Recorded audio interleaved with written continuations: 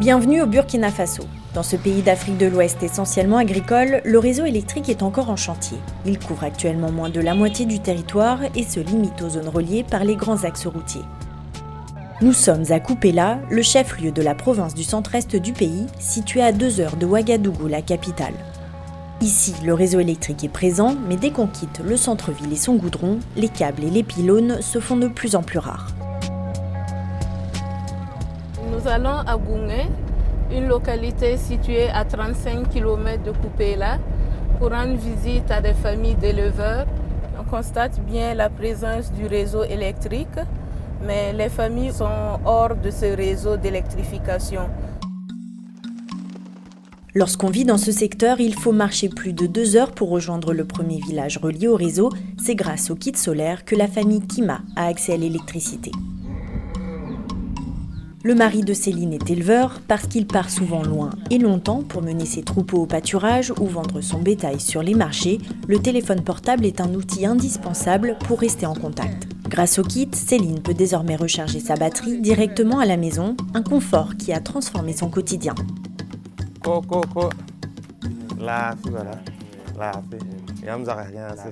Quand on n'avait pas de l'électricité ici, on partait à Goungé pour charger nos portables. Et puis quand on partait, on paye l'argent avant de charger. Mais maintenant, bon, ça fait une économie pour nous. Ça me permet de faire d'autres dépenses. Ça nous économise aussi du temps.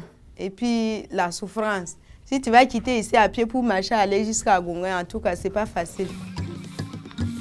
À la nuit tombée, les ampoules alimentées par le kit remplacent les lampes électriques gourmandes en piles.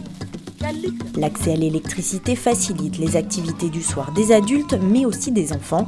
À l'heure des devoirs, les élèves investissent le porche de la maison de Céline. Grâce à la lumière, ils peuvent désormais réviser, même lorsqu'il fait noir.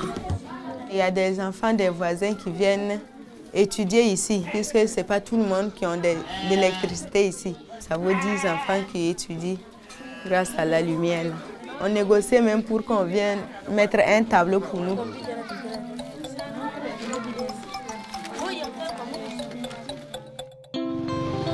Comme Céline, Apollinaire a choisi d'investir dans un kit. Sur son lieu de travail, le calligraphe utilise un groupe électrogène pour pallier aux nombreuses coupures de courant, mais le coût de revient est trop important et l'installation tombe souvent en panne. Alors, pour son domicile, il a fait le choix du solaire.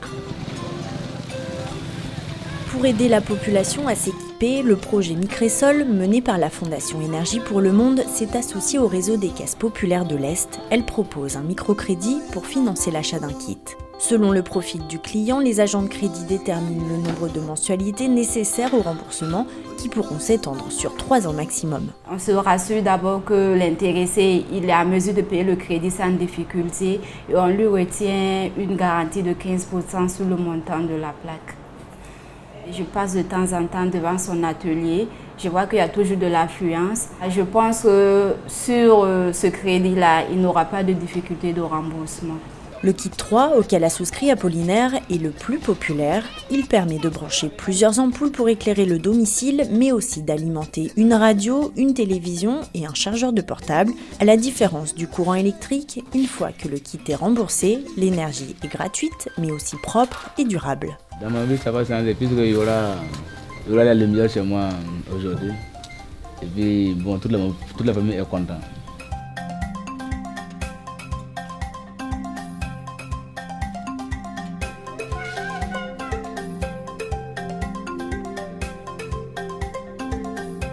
Les kits Micrésol sont aussi de véritables outils économiques pour les petites entreprises. Sur les 900 kits installés dans la région, près de 80% d'entre eux sont utilisés dans le cadre d'une activité génératrice de revenus.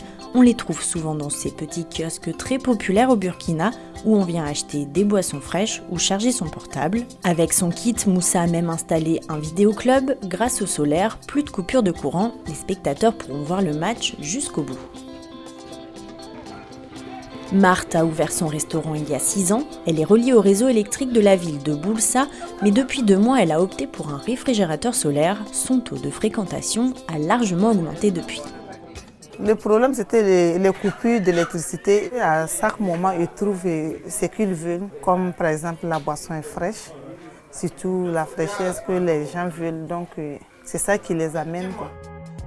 Convaincue que le kit est un véritable outil de développement pour son commerce, Marthe prévoit de souscrire à un second crédit pour acheter un autre kit et brancher le reste de son équipement. Son maquis fonctionnera alors à 100% grâce à l'énergie solaire.